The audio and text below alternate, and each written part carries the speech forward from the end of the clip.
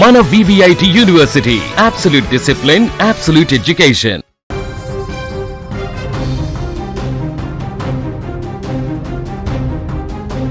ఫిర్జాదిగూడ యువతి తేజస్విని మృతి కేసులో ఊహించని బిగ్ ట్విస్ట్ చోటు చేసుకుంది.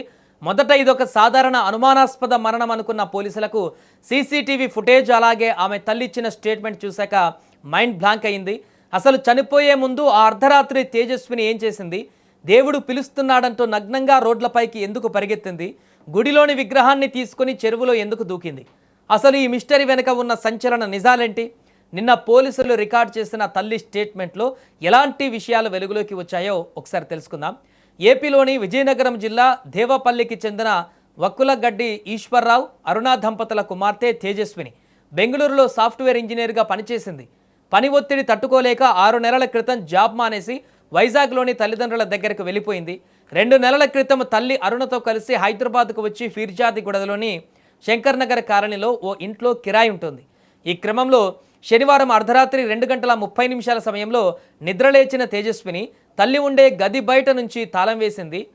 నగ్నంగా వీధుల్లోకి పరిగెత్తుకుంటూ వెళ్ళింది. ఫిర్జాదిగూడలోని చెరువులో దూకి ఆత్మహత్య చేసుకుంది.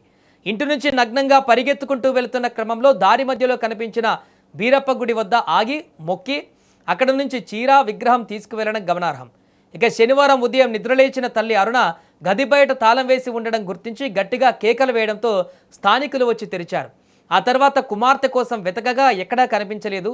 దీంతో కంగారు పడి చుట్టుపక్కల గాలించగా ఫిర్జాదిగూడ చెరువులో నగ్నంగా శవమై కనిపించింది. ఈ ఘటన స్థానికంగా ఒక్కసారిగా కలకలం రేపింది.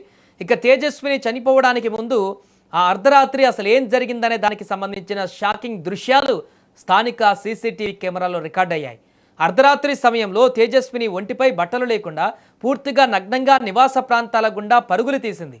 నన్ను దేవుడు పిలుస్తున్నాడు, నేను వెళ్ళిపోవాలి అంటూ గట్టిగా అరుస్తూ రోడ్డుపై హల్చల్ చేసింది.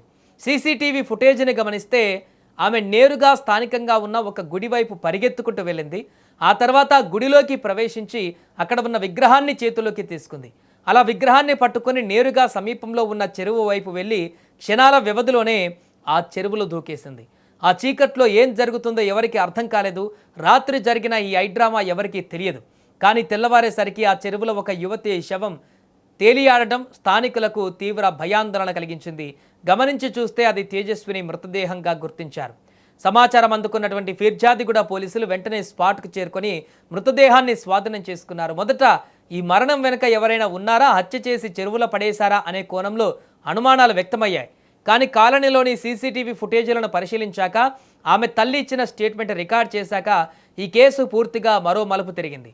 ఇది మానసిక స్థితి సరిగ్గా లేక దేవుడి భ్రమలో చేసుకున్న ఆత్మహత్య, లేక దీని వెనుక మరేదైనా బలమైన కారణం ఉందా అనే కోణంలో పోలీసులు ఇప్పుడు లోతుగా దర్యాప్తు చేస్తున్నారు. ఫిర్జాదిగూడలో కలకలం రేపిన తేజస్విని కేసు ప్రస్తుతానికి అనేక అనుమానాలకు, చర్చలకు దారితీసింది. పీడకలలు, దేవుడు పిలుస్తున్నాడనే భ్రమల వెనక అసలు మిస్టరీ ఏంటనేది పోస్టుమార్టం రిపోర్టు, పోలీసుల పూర్తి విచారణలో తెలియాల్సింది.